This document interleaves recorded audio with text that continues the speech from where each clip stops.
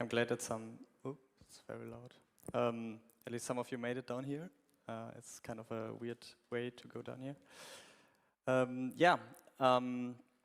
Let's start. So I'm going to start with a little bit of a hot take. Building websites suck. I guess many of you feel the same way. We all love Dart, we all love Flutter. Maybe we've touched a bit of web development, maybe not. It's not a nice place to be in. I speak from experience. All the bundling and especially JavaScript. No one wants to do that. So I found my way first from web development to mobile development with Flutter.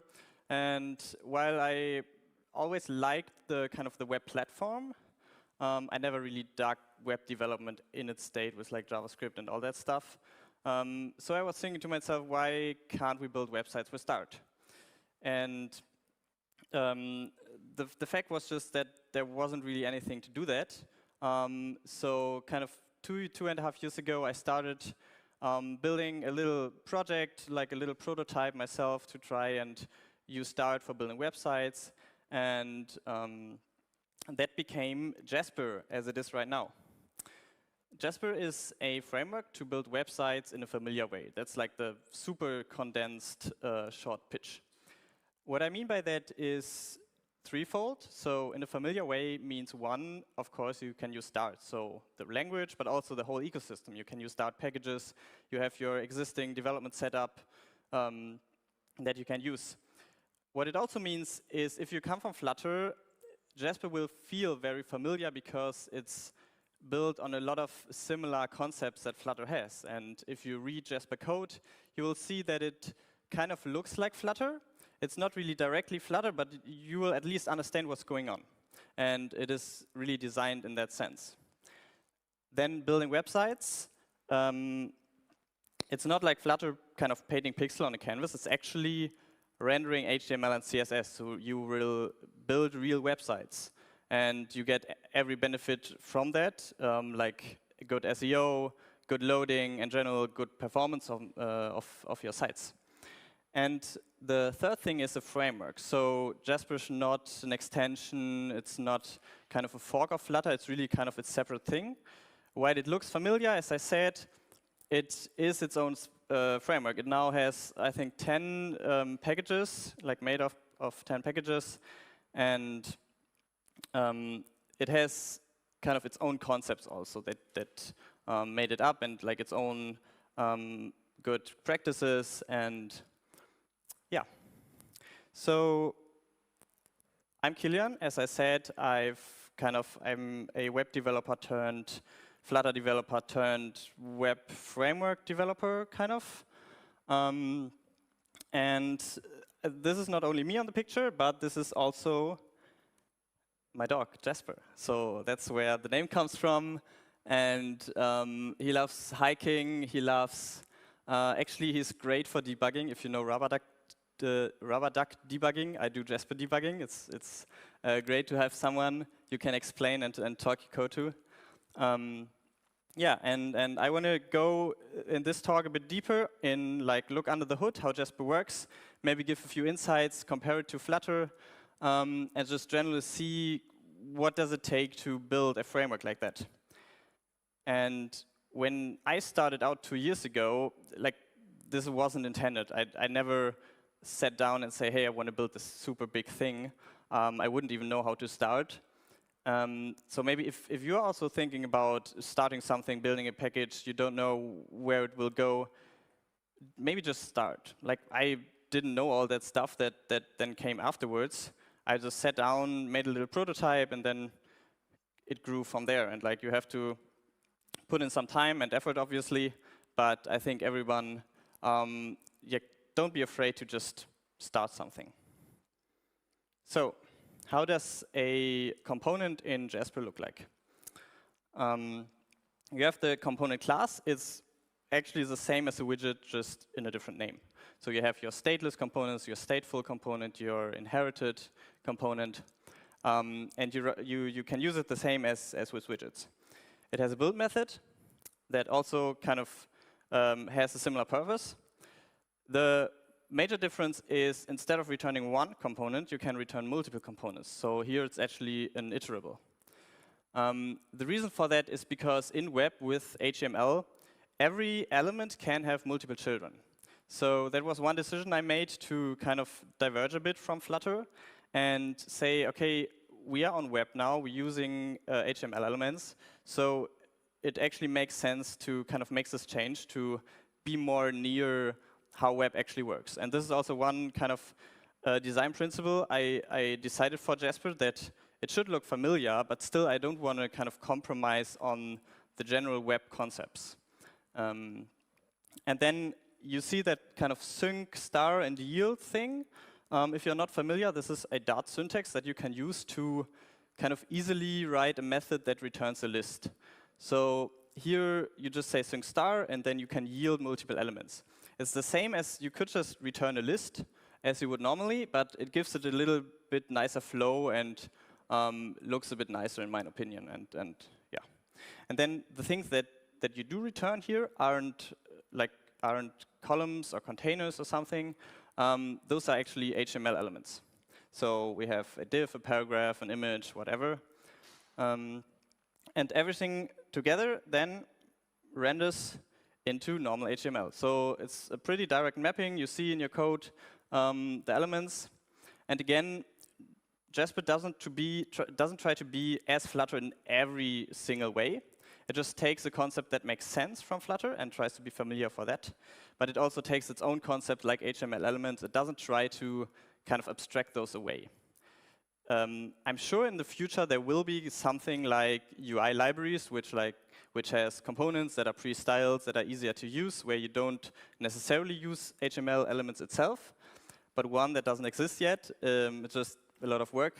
And two, you still have kind of the underlying core building blocks are HTML elements.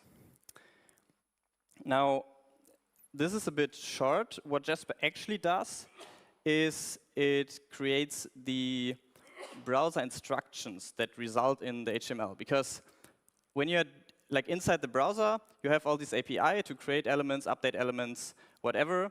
And those will then actually create what is called the DOM, which is kind of the browser's internal representation of your HTML tree. And the step of kind of creating these, making these DOM instructions, Jaspr does very efficiently with all the kind of, as Flutter does it, trying to, between two build steps, trying to figure out what changed and only updating these elements that actually changed, and doing that in the most efficient way possible so that your site is fast. To see kind of from a structural perspective how that works, let's first look at Flutter's rendering system again. I'm sure you're familiar. We have the widget tree, we have the element tree, we have the render object tree. Now, Jaspr's rendering system is completely different to that. We have the component tree, we have the element tree, and we have the DOM node tree. So super different, right? Like component is actually just a different name. And then DOM node, it doesn't have render objects. It uses the browser internal DOM nodes. Well, and if you now think I just copied it over because it's so super similar, you're actually right. This was kind of the first step of creating Jaspr. Is I took the Flutter framework, like the core framework code, which is open source, and copied it over, did some renaming, widget to component, and then went from there. And I think this is super great. It's a win for me because it saves me a lot of time. But it's also a win for you because you get now kind of this super familiar structure with widgets and elements, and you know how that works, and like doing state management and stuff is pretty much all the same between Flutter and Jaspr. And yeah. So in preparation of this talk, I went back and kind of diffed Jaspr and Flutter's implementation to just see how much it differs now, because obviously I did a lot of modifications in the last 2 years. And I was surprised, actually, it's still kind of about half of the code is still the same, if you ignore the renaming from widget to component, that is. Which I was super excited about, that it's still so close. And actually reading through it, I saw a lot of stuff that I still could improve and where kind of the Flutter framework in the last 2 years improved. And since Jaspr isn't a fork, but I just copied it at one point in time, I could now go back probably and also improve a lot of things in that widget element system. Now, let's dive a bit deeper and look at how rendering actually worked.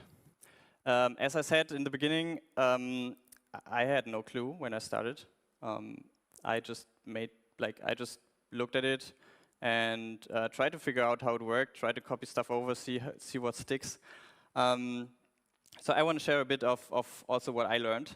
And the first thing, obviously, I want to come back to is multiple children. Having multiple children for each element. In Flutter, we can also have multiple children, but those are always limited to a specific widget that is also a kind of a render object. So like column or row are the kind of typical ones. They are themselves kind of a render object, and any other like stateless, stateful widget only has one child, which means the trees that result out of those are pretty much all the same shape. So there are, especially between element and render tree, there are different numbers of elements, but the shape is always the same. Like the amount of branches you have is always the same. Because there are two invariants that I think like the Flutter team did a very good choice here. The one is that only render objects can, like render object elements can have children. And the second one is that all leaf node, all the bottom ones, are also render objects, so you don't like end with a stateful widget or something. And this is what creates these like very strict trees that are the same shape and also easy to deal with, kind of. When I said like, okay, I want to have multiple children everywhere, I wasn't aware that I totally fucked myself over, and it's got super complicated. Because now everything can have multiple children. The tree can have any size, any shape and size it wants. And also kind of the leaf elements could be just floating stateless widgets or stateless components. You could make a stateless component and just return no children. So dealing with all those complexity, I was at first very overwhelmed. I think by now I did like 4 or 5 reworks of the whole internal structure. Because yeah, as I said, those both invariants don't apply anymore. And yes, so this made it very complex to work with. And in the Flutter framework, you have a lot of like links between nodes to make it more efficient to deal with the whole tree structure. In Jaspr, this just blew up. Like I have probably 6 times the size of like little implementation details that try to make the whole implementation efficient. Because in the end, you have to walk the tree up and down all the time you want to modify something to see where you want to attach your nodes. Yeah. Looking at it from different perspective, not from the tree structure, but maybe from the rendering pipeline. These are, I also took this from the documentation. These are the 7, I think it's 7 layers that the rendering system in Flutter has. When we apply that to the widget element render objects, the widget sits at the first 3 kind of. It goes to the build layer where you build the widget. Then you have the element. I find it hard to put in a single layer because actually the render object then sits in the layout and paint layers, where you have in the render object actually your implementation for the layout method and the paint method that either you implement or is already implemented by the Flutter framework, and the element just kind of links between those. And the element controls the render object and updates and values, but the render object is the one that actually implements the layout and the paint function. And then everything below that is pretty much skier or impeller and the GPU, stuff we don't usually deal with as Flutter developers. For Jaspr, the component again, just renamed widget, so it is the same layer. The element also has a pretty much similar purpose. But everything below the build layer, actually, is the browser. So the browser has its own layout system, its own painting system, and everything below that. So, and the DOM nodes are kind of the render objects of the browser. So in Jaspr's case, it has a render object class, but this one doesn't implement its own kind of layout or painting algorithm. It just sits in between element and DOM node to interface and control the DOM nodes that the browser has. How that looks in code is you have the DOM render object. It has the update element method.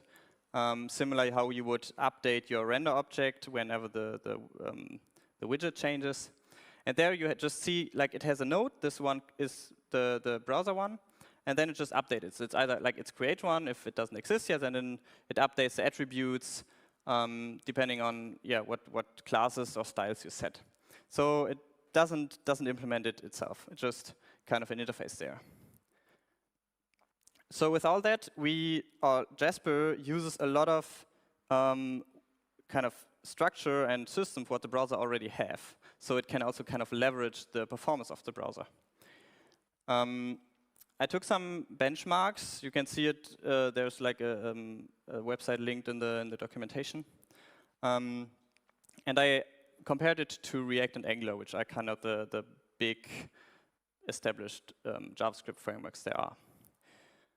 By now, after a lot of improving and optimization, obviously, Jaspr doesn't compare so bad. So it's about 20% slower, or I like to say 80% as fast. It sounds nicer.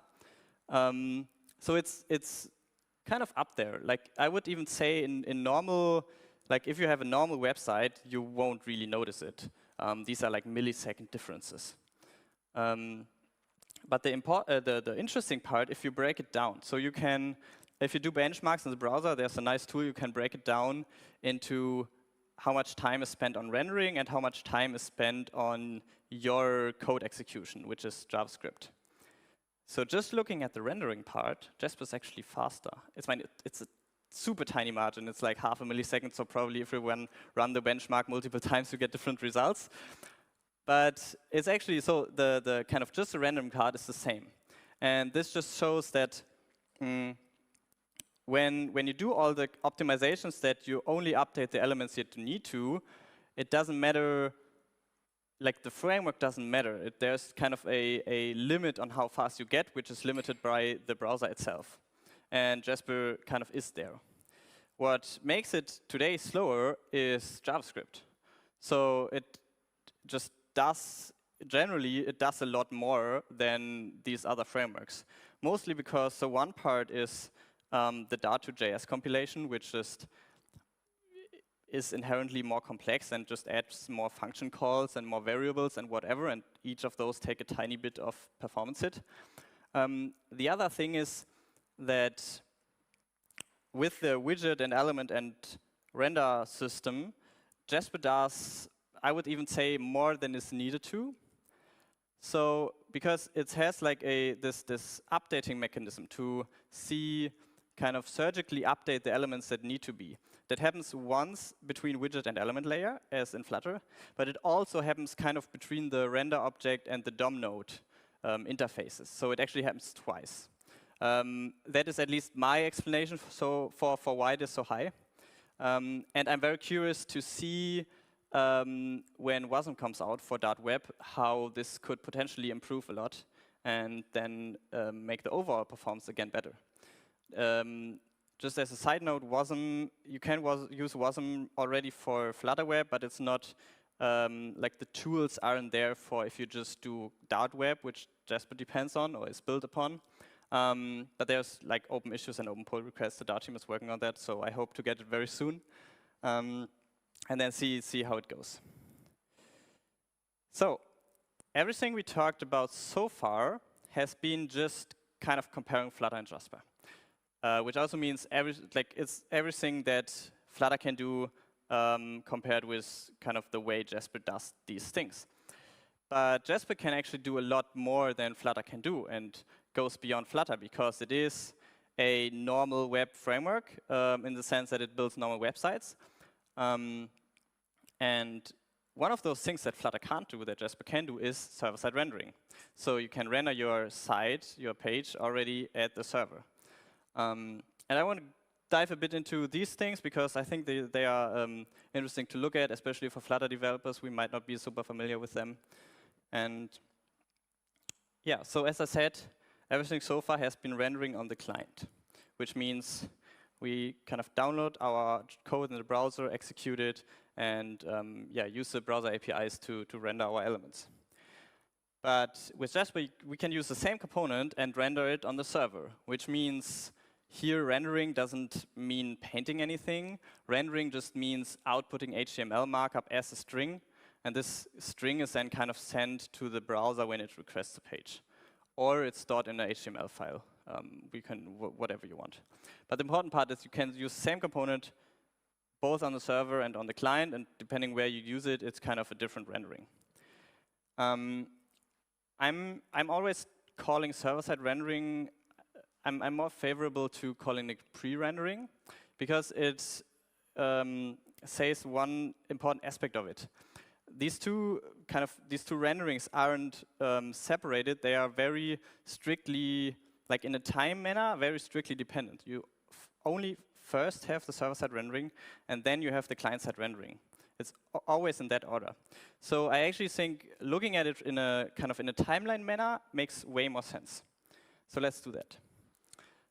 Let's first look at just client-side rendering, how a Flutter web app would work if you don't use server-side rendering at all. You have your page request, so when the user starts to type in URL and loads your page, you immediately download kind of an empty page. That's your index HTML file. You maybe have a few like heads, like a metadata or something, but you don't have anything in the body. There's nothing there yet. It's kind of a blank page. Then you download your client-side code, so your Dart compiled to JavaScript, and then you do the initial rendering of your app by calling the run app function. And this one then just kind of builds your whole page layout. But in most cases, this looks something like this, because you don't have any data there. You may have like your layout code, but let's say we're building a blog site like Medium or a personal blog. You want to see all your articles there. You don't have the data yet. What you're doing is rendering a shell. Maybe you have some loading indicators. You're doing then an API request to your backend. This one.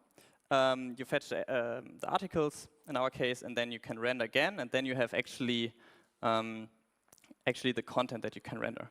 And I put some flags here. So the first thing that we say when we have our initial rendering of the page that has some meaning to the user, so it has some layout, but there isn't any content yet. It's called first meaningful paint. And then when we actually have our content is the first contentful paint. And the thing we try to optimize always when you're loading website is that first contentful paint. So the first time, or the time how long it takes for the user to first see some meaningful content, and you want to optimize that. Especially if you're dealing with users like on mobile phones or in mobile networks that maybe have a slower internet connection. You don't want that to take like 2, 5, or even 10 seconds. Ideally in a couple of 100 milliseconds as it's there. So let's try to optimize that now with server-side rendering. What we can do is move the rendering of our website shell. Oh, yes. Move that to the server and do that at the beginning. That moves our first meaningful paint immediately after the user downloads kind of the initial HTML. It's still just our loading shell or the page without much content, but the user sees at least something a lot quicker. And then we do the rendering again, and this is now called hydration. Let's first look at the server-side code. So you also have the run app function on the server, but it's under special import. And this one kind of spins up an HTTP server in Jaspr and then serves your component. There's also the special document component. This gives you kind of the basic structure of HTML, head, body, these kind of standard HTML elements, and you can also set some meta tags. And then we provide our app component that's then rendered inside the body. And then on the client, the code doesn't change. What changes is kind of the internal handling of that code. Because now we already have our layout in the HTML. We don't need to rebuild it or completely recreate it. That's where the term hydration is kind of a standard term in web development. It means you have your kind of dry HTML that does nothing except existing, and you hydrate it with things like event listeners. You attach your event listeners, you make it interactive, you make it maybe move, add some animations, whatever, and kind of do the initial client-side rendering to hydrate your existing HTML markup. So we have now both rendering on the server and on the client. So what Jaspr actually does, it has two different implementations for its render object. It has a DOM render object, which I showed before, which happens on the client. And then it has a markup render object, which happens on the server. And those two are kind of split using Dart conditional imports. This is a feature of Dart that you can import different libraries depending on which environment you're in. So if you're in the browser, JavaScript environment, you can import one file. And on like a Dart.io or a VM platform, you can implement another file. And Jaspr does this to kind of switch out the implementations of the render object, depending on if it's server or client. Now going back to our nice timeline, while we moved our first meaningful paint a lot more to the beginning, and it's a lot faster now, actually our first contentful paint is a bit more behind, because we have to do the hydration as a kind of additional step now. And the other thing that this isn't really optimized, because we are going from the server to the client, loading some JavaScript, then going back to the server, loading some data, and going again back to the client. So there's a lot of going back and forth here. So that's why that's the dumb way. Don't do that. The smart way is to push our fetch articles or any database call or any other async work you need to do on the server. You actually can push that before you do the server-side rendering. So you already do all the work that you need to do on the server initially when the browser requests when the user requests the page. And then directly when it's downloaded, it's already the first contentful paint. Because you already have all your data, you can fill it in your website, you can pre-render it, everything together on the server, and you have the first contentful paint already super early. And that's amazing.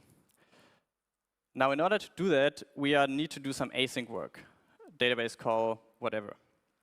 But if you remember from Flutter, all our build methods are synchronous. So how can we do any asynchronous work kind of in the build method? Because we can't, in Flutter you would kind of first render a loading spinner, then do the HTTP request, then do set state, maybe a state management, and then update the thing again.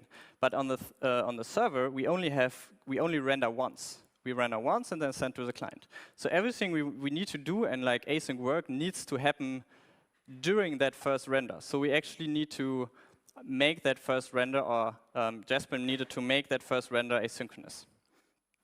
And the way this works now, yes, that's a smart way. The way this works is Jaspr has a special component, which is called async stateless component, which allows you to write a async build method. This one, again, uses some fancy syntax, which is now async star. It's kind of the same as with the iterables before, but now it returns a stream. Just think of it as you can return multiple components, but you can also do awaits right in the build method. And this is only safe because it's done on the server. It's only rendering once. You don't have to think about, oh no, it's now calling this fetch function again and again, doing building and whatsoever. This doesn't happen on the server because it's only executed once. So it's safe to do. In order to implement this, 2 steps. First, the element, so the internal implementation of how the structure works, actually allows for async or for returning futures in the perform rebuild method. And then it calls the build method of the component and awaits it, and then you have your children. This also means that the build owner, which is a class in the Flutter framework and also in Jaspr, that kind of controls all the rebuilding of the element.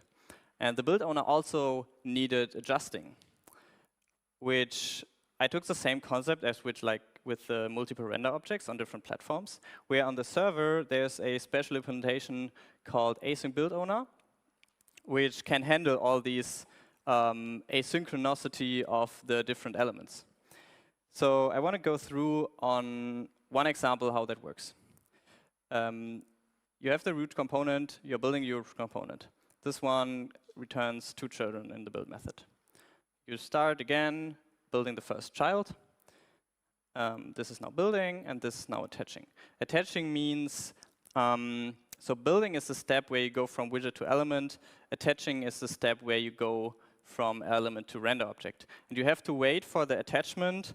You can't do it before every other previous sibling of yours is already built and attached.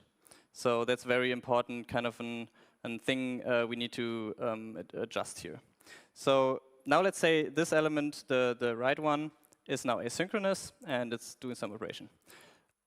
The only thing we can do now is wait. We can't do anything else here. So we have to wait until the asynchronous build method is done. This now maybe returns 2 more children. And when we go continue, and we go to another child that is now asynchronous. Here in that tree, let's say we're waiting for some more information from a database. We can't go any further in that branch.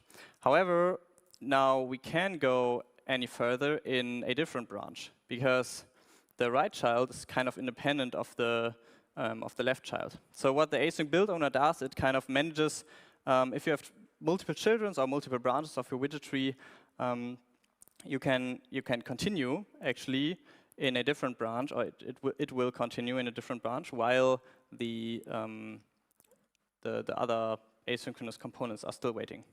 So we can continue here, building that out, attaching it, so going back up, because child attaches before parent. And now we need to wait, because the right one can't attach before the left one is attached. So now we have to wait again. And when it is completed, we go all up again and attach everything, and then everything is done. So what that shows is it has an implementation to wait for asynchronicity, any async data process that you want. But it will do that in a way that it doesn't block kind of independent branches of your components. So you can have kind of a list. If you have a list of many children and each child of that is asynchronous, those all operations will probably run in parallel. So just to improve the performance of that. Now, this is already pretty optimized, but there's still one thing we can do. The main blocker here, or the one that takes time, is downloading all the client-side code. Because right now we are the full app, and if you have a large site that can be like really large, you're rendering everything on the server, then compiling everything to JavaScript, sending everything to the client, and rendering everything on the client. So probably there's a lot of code in there. And if you're building kind of websites in a traditional sense that has a mostly static layout, like a blog site, you have a list of your articles, or in a blog you have all the content of your article. This probably doesn't change much. There may be a few interactive bits in there, interactive components, like a like button, a comment section. Those, of course, need interactivity and click events and all that stuff. But you don't need everything on the client. So what we are trying to do is shorten the amount of code that is sent to the client, and thereby reducing the load time for that. So reducing our JavaScript bundle, which makes the downloading and also the hydration faster. We do that, or we start right now. We have everything like this. The tree is the same on both sides, server and client. Everything is sent to the client and rendered there. What we can do with Jaspr instead on the client is yes, this, let's say this doesn't change and is never gonna modify it, kind of. We can move those two bottom ones up and only render those on the client. And those are now kind of separate trees with two root objects. And this enables us to just ship less code and be faster. In Jaspr, the only thing you have to do that is annotate your component with @client. And then Jaspr will do all the magic in kind of separating those out from your app and sending those to the client, hydrating them. So let's see how that works. First, you have your annotated component, and you can annotate pretty much any component you want. Then Jaspr will kind of generate an entry point for that. So before we had like our own web/main.dart. Now we don't need that anymore because Jaspr will generate one for each client component and call the run client function, which is a different version of the run app function, for you. What it also does is when you render out this component, let's say you render a button, it will go in after the kind of server-side rendering is almost completed. It will go in and add a HTML marker. This is just kind of an HTML comment. And it kind of marks the location of your component in your rendered HTML output. There's still some seeds in the front if you want. And with those two things, the kind of generated entry point that gets also compiled to JavaScript and your markup that is kind of also marked by Jaspr, you can use, or it uses an implementation that when you first do the hydration, so you do the first rendering on the client, Jaspr will check and look for these markers and then attach your component at that place in the HTML tree or the HTML markup. And that way it's super convenient to just annotate a component. So that's all you have to do. The rest is done by Jaspr. You just annotate it, use it as normally in your server-side rendering, and it will automatically kind of be attached on the client. Now, there are a few more kind of tricks these components have. One thing are parameters. So as any component, you can this component can take parameters. If you take parameters, or if you add parameters to that component, Jaspr will actually do some serialization magic to serialize them on the server, send them with the HTML markup to the client, deserialize them, and then you have them on the client. So client components are actually also a super great way to send data from the server to the client. For example, again, if you have the article list, you could actually send your whole article JSON structure or whatever you have and just pass it in as a parameter and it will automatically be sent to the client. All right, so we had a very long journey for all the people that just came. We had the first contentful paint at the very right side, and now we step by step optimize it to go to the left, and we have a super awesome fast loading page with Jaspr now. But there's still one thing we can do. For our use case, we have a list of articles we want to show in our blog site. These articles probably don't change much. So it's actually quite inefficient for every single user when the user wants to load your page to redo the database query, like for every time. Imagine 1,000 users request your page in an hour. You have to do 1,000 database queries. Why would you do that? It's super inefficient. So for data that doesn't kind of depend on the specific user's request, so data that doesn't change much, that's kind of just there and you want it once, why don't we just move all the database fetching stuff before the request? So let's do that. We move it before. What is before? Before is compilation. So when you compile your website, when you build it, we could already do the fetching and doing compilation, do also the first initial render. This means it also pushes all the rest to the start. Yes. And now our first contentful paint is even more optimized. So a few hundred milliseconds maximum. So it's immediately there. And what we just did is kind of reinvent static site generation. This is static site generation as you would do it. You already generate your pages, your website at compile time, which outputs a normal website. You don't even need to have a server running, but you still have kind of all your components and all your app in Jaspr and in Dart. So that's kind of the third way that you can use Jaspr. The first one was just client-side. The second one was normal server-side rendering. And the third one is static site generation. And also, if you might have guessed now, we just moved some boxes here around. The implementation didn't change much. So the code you write in server mode or in static mode is actually super similar. Like, there is like 1% different, or maybe you have to adjust some tiny bits, but it's actually super convenient and easy to switch between server and static mode because the concept is the same. It's just doing the rendering at a different time. How it does that, as another small look inside, looking inside the CLI tool, it's also built in Dart.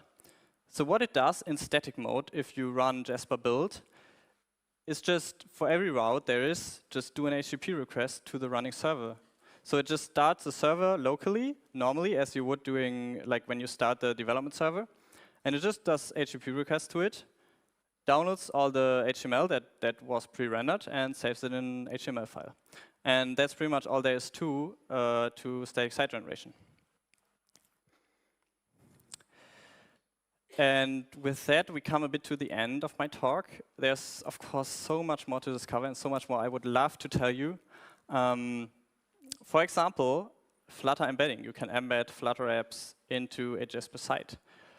Or you can actually use certain Flutter plugins with Jaspr without having a Flutter app running, but you can still use those plugins. And there's a lot more to discover. Please come talk to me if you're interested in any of this stuff.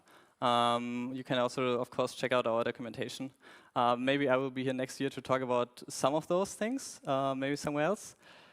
And yeah, last thing for me to say is please try it out. See for yourself how Jaspr can make building websites suck less and be actually a very cool experience for Dart and Flutter developers. Thanks.